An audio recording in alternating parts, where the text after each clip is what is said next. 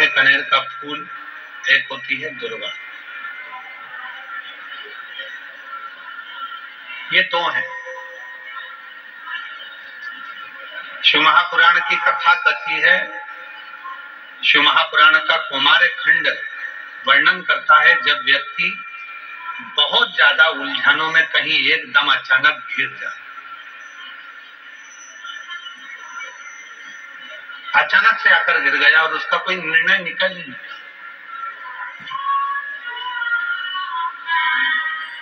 वो निर्णय निकल ही नहीं रहा है। बिल्कुल इतनी अड़चन में फंस गया, इतनी अड़चन में फंस गया कि चारों तरफ से ऐसा लग रहा है कि अब तो कोई निर्णय निकल ही नहीं रहा, अब तो मर जाऊं तो अच्छा। तो शिव पुराण की कथा कहती है मरना उसका कोई हल नहीं है, सुसाइड कर लेना उसका हल नहीं। अब मैं चारों तरफ से घिर गया हूं, बहुत परेशान हो गया हूं, बहुत तकलीफों में फंस गया हूं, तो अब तो मैं मर जाऊं तो अच्छा। उसके मन में ये भाव आ जाता। उस समय पर कुछ मत कर, सुसाइड का तो सोची मती, मरने का तो सोची मती। केवल एक काम कर, एक कनेर का फूल और एक दुर्वा दोनों ले जा। जया, विषहरा, शामरीवारी, दौतली और देव, शिव जी की 5 बेटियां। सब लोग उनका नाम लेंगे साथ में। पहले नंबर पर जया, विषहरा, शामलीवारी, दौतली और देव। ये शंकर जी की जो 5 लड़कियां, ये डीले कम कर दो, आवाज क्लियर कर दो। जो 5 लड़कियां हैं, इन 5 लड़कियों का नाम लेकर एक कनेर का फूल और एक दुर्वा जो भगवान शंकर को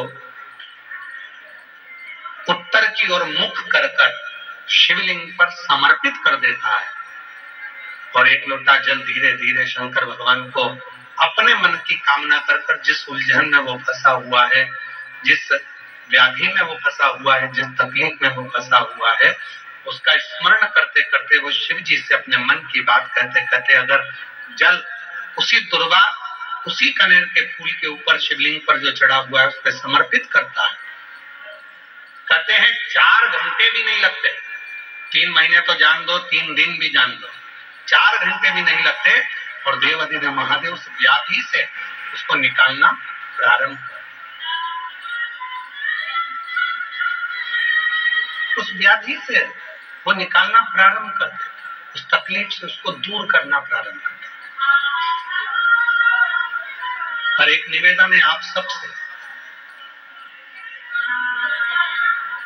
अगर शिव महापुराण पर आपका भरोसा है और शिव जी पर विश्वास है तो ये सब कुछ करा हुआ हमें फल देता है।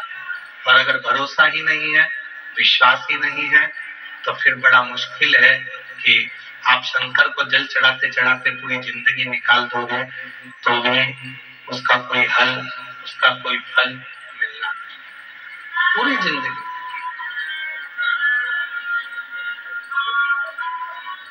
आप दिल से उसको निवेदन करो, प्रार्थना करो। वो तेरा ही दिया मैंने खाया, तेरा शुक्रिया, तेरा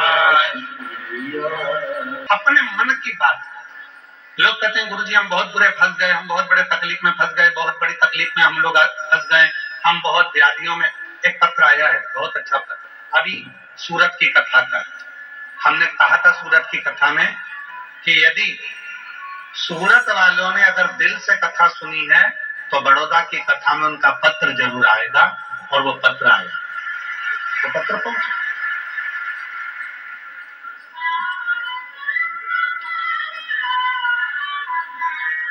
मेरा नाम हीरल बहन है, मेरे पति का नाम दीपक भाई है। मैं स्वामीनारायण मंदिर के नजदीक अटला दरा बड़ोदरा में रहती हूँ। कहीं बैठी हैं तो हाथ हिला सकती हैं, अगर कहीं बैठी हो तो हाथ हिला सकती हैं, और अगर आई हो तो बड़ौदा की रहने वाली हो। गुरुजी गुरुजी बोलते हैं ना कि एक लोटा जल सारी समस्या का हल।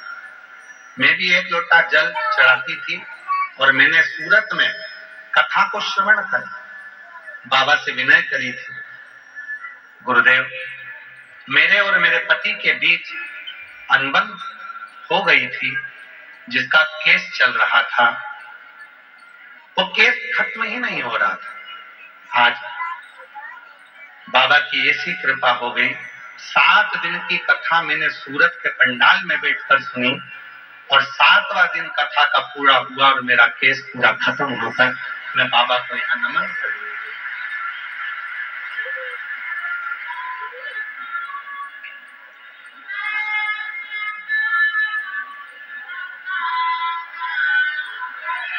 शिव को फिर निवेदन है, जो आप दिल से बाबा को करते हो, दिल से प्रार्थना करते हो, दिल से विनय करते हो, दिल से निवेदन करते हो, बाबा उसको स्वीकार करते हैं। भगवान शंकर उसको एक पत्र और है बड़ा सुंदर,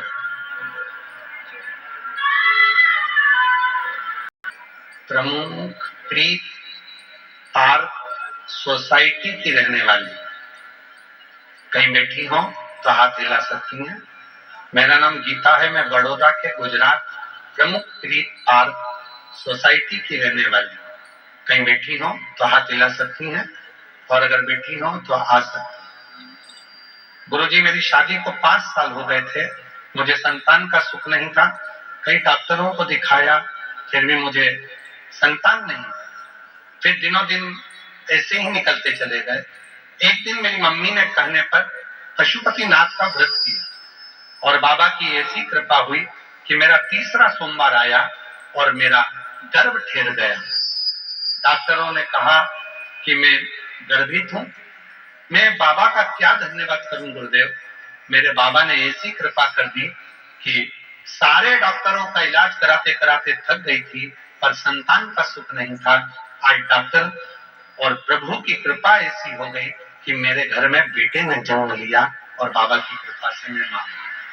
गुरुदेव आप जब ऑनलाइन शिवरात्रि की पूजन कराते हो सावन के महीने में, आप कहते हो कि अपने घर में जब शंकर भगवान की ऑनलाइन पूजन करोगे, जो मांगोगे एक बेलपत्र उठाकर रख लोगे और जो मांगोगे वो मिलेगा। मेरे बाबा ने मेरे यहाँ औलाद तो दे दी पर हम किराए के मकान में रहते थे, संतान तो दी पर मकान नहीं था। पति और मैंने दोनों ने शिवरात्रि का पूजन करा, सावन के महीने की बेलपत्र उठाकर रख ली। हम नहीं जानते थे कि उस बेलपत्र का कितना महत्व है। आज बाबा से केवल एक ही बात मांगी थी कि मेरा खुद का मकान हो जाए और बाबा से तो हमने 1 मंजिल का मकान मांगा था, आज बाबा ने मुझे 3 मंजिल का मकान दे दिया। मैं बाबा को धन्यवाद देने के लिए यहाँ पर आया और हमारा निवेदन फिर इस कथा के माध्यम से, भगवान शंकर की पवित्र कथा के माध्यम से फिर निवेदन ऐसे